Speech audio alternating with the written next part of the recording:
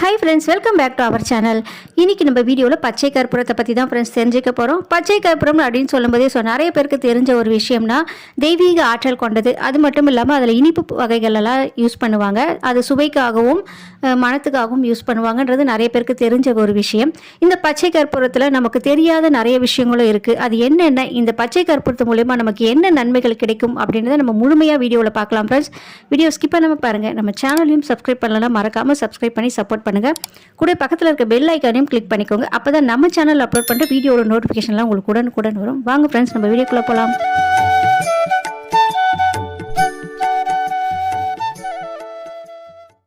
பச்சை கற்பூரம் அப்படின்னு சொல்லும்போதே நம்ம எல்லாருக்குமே முதல்ல நினைவுக்கு வருவது கோவில். அந்த கோவிலில் வரக்கூடிய ஒரு நறுமணம் தான் நமக்கு ஞாபகம் வரும்.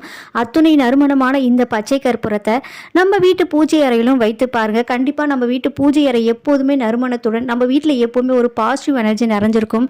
நம்ம வீட்டில் மட்டும் இல்லை, நம்ம உள்ளத்துலேயும் எப்போவுமே ஒரு பாசிட்டிவான எண்ணங்களை நமக்குள்ளே உருவாக்கி கொடுக்கும். அது மட்டும் இல்லாமல் நீங்கள் பூஜை அறையில் வைக்கிறதோடு இல்லாமல் மணி பர்ஸில் வைக்கலாம், பீரோவில் வைக்கலாம். அந்த இடத்துல வைக்கும்போது நமக்கு நல்ல பணவரவையும் அதிகரித்து கொடுக்கும். உங்களுக்கு ஏதாவது கண் திருஷ்டி இல்லை உங்கள் வீட்டுக்குள்ளே ஏதாவது தீய சக்தி இருக்குது அப்படின்ற மாதிரி எண்ணங்கள் தோணுச்சுன்னா, நிறைய பேர் சொல்லுவாங்க, நம்ம வீட்டுக்கு யாராச்சும் பார்த்துட்டு போனாங்க, அவங்க கண்ணு பட்டுடுச்சு, கண் திருஷ்டி ஆகிடுச்சு அப்படின்ற மாதிரி அந்த எண்ணங்கள்லாம் வரும்.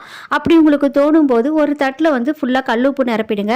அந்த கல்லுப்புக்கு மேலே நீங்கள் பச்சை கற்பூரத்தை வச்சு ஏற்றிட்டு வேண்டிக்கோங்க.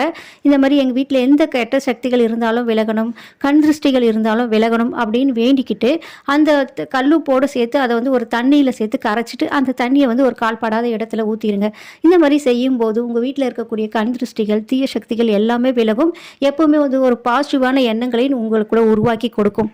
நீங்கள் பச்சை கற்பூரத்தை பூஜை அறையில் அப்படியேவும் கூட வைக்கலாம். இல்லைனா நீங்கள் பூஜை அறையில் சாமி சிலைகளுக்கும் சாமி படங்களுக்கும் மஞ்சள் குங்குமம் வைக்கும்போது அந்த வைக்கக்கூடிய மஞ்சளோட சிறிதளவு பச்சை கற்பூரத்தை பொடி செஞ்சு அதோட கலந்து வச்சு பாருங்கள்.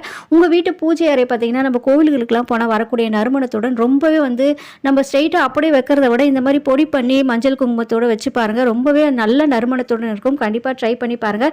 இது மட்டும் இல்லாமல் நம்ம வீட்டில் குழந்தைகளுக்கு ஏதாவது சளி பிடிச்சி இருந்ததுன்னா, நெஞ்சு சளி ஏற்பட்டு இருந்ததுன்னா, தேங்காய் எண்ணெயோட ஒரு துண்டு அளவு பச்சை கற்பூரத்தை சேர்த்து சூடுபடுத்தி நெஞ்சில் தேய்ச்சி பாருங்க. நெஞ்சு சளியெல்லாம் கரைஞ்சு போயிடும்.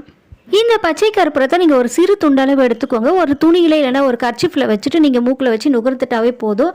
சளி பிரச்சனை இருந்தாலும் இல்லை மூக்கடைப்பு பிரச்சனைகள் இருந்தாலும் சீக்கிரமாக க்யூர் ஆகிடும். நல்ல ஒரு நிவாரணம் கிடைக்கும். ஸோ இந்த ஒற்றை தலைவலி இருக்கவங்க கூட இந்த பச்சை கற்பூரத்தை தேங்காய் எண்ணெயோடு சூடுபடுத்தி தைலம் மாதிரி நீங்கள் தலையில் அப்ளை பண்ணிட்டு வந்தாவே போதும். அந்த தலைவலி கூட க்யூர் பண்ணும். அஜீரண கோளாறு பிரச்சனை இருக்கவங்க இதை நம்ம துளசி தீர்த்தம் கொடுப்பாங்க பார்த்தீங்களா, அந்த மாதிரி நீங்கள் தீர்த்தமாக எடுத்துக்கும் போது அந்த அஜீரண பிரச்சனைகளையும் சரி பண்ணும். மன அழுத்தம், மன சோர்வையும் இது குறைக்கும். இதை நம்ம வீட்டில் வைக்கும்போது நம்ம வீடே நறுமணத்துடன் இருக்கிறதோடு இல்லாமல் அதை நம்ம சுவாசிக்கும் போது நம்ம சுவாசத்துக்கும் ரொம்பவே நல்லது. ஸோ நிறைய பேர் வீடியோ பார்க்குறீங்க ஃப்ரெண்ட்ஸ். பிடிச்சதுன்னா மறக்காமல் லைக் பண்ணி சப்போர்ட் பண்ணுங்கள். அப்போ தான் நெக்ஸ்ட் நம்ம வீடியோ போடுறதுக்கு ஒரு மோட்டிவேஷனாக இருக்கும். ஸோ இந்த பச்சை கற்பூரத்தை நம்ம இளமையாக இருக்கணும், அதாவது எப்போவுமே எங்கே இருக்கணும் அப்படின்னு நினைக்கிறவங்க கூட யூஸ் பண்ணலாம். சந்தனம் இந்த பச்சை கற்பூரத்தையும் கலந்து நீங்கள் முகத்துக்கு அப்ளை பண்ணிக்கலாம். நம்ம இந்த வெயிலில் போகும்போது இந்த கலர் டேர்ன் ஆகும் இல்லைங்களா, அது கூட மறையும். நம்ம எப்போவுமே கூட எங்கே இருக்கலாம் இந்த பச்சை கற்பூரத்தை யூஸ் பண்ணும்போது. ஸோ அது மட்டும் இல்லை ஃப்ரெண்ட்ஸ், அரிப்பு, சொறி, சிரங்கு, இந்த புண் இருக்கவங்க கூட இந்த பச்சை கற்பூரத்தோடு சந்தனம் கலந்து தேய்க்கும் போது அந்த ஸ்கின் ப்ராப்ளம் கூட க்யூர் பண்ணும். இந்த பச்சை கற்பூரத்தோடு நீங்கள் தேங்காய் எண்ணெய் கலந்து தலையில் அப்ளை பண்ணிவிட்டு குளிச்சுட்டு வந்தீங்கன்னா உங்கள் தலைமுடி நல்லா கருப்பாக வளரும். ஸோ அது மட்டும் இல்லை ஃப்ரெண்ட்ஸ், பச்சை கற்பூரத்தோடு நீங்கள் துளசி கலந்து தலையில் அப்ளை பண்ணிட்டு வரும்போது பேன், பொடுக்கு பிரச்சனைகள் இருந்தாலும் க்யூர் பண்ணும். ஸோ நம்ம இன்னைக்கு வீடியோவில் பச்சை கற்பூரம் ஆன்மீகத்தில் மட்டும் இல்லை, சித்த மருத்துவத்திலும் நிறைய இடம் பிடித்துள்ளது, நிறைய நமக்கு பெனிஃபிட்ஸ் இருக்கக்கூடியது அப்படின்றத நம்ம எல்லாருமே தெரிஞ்சுட்ருவோம் ஃப்ரெண்ட்ஸ்.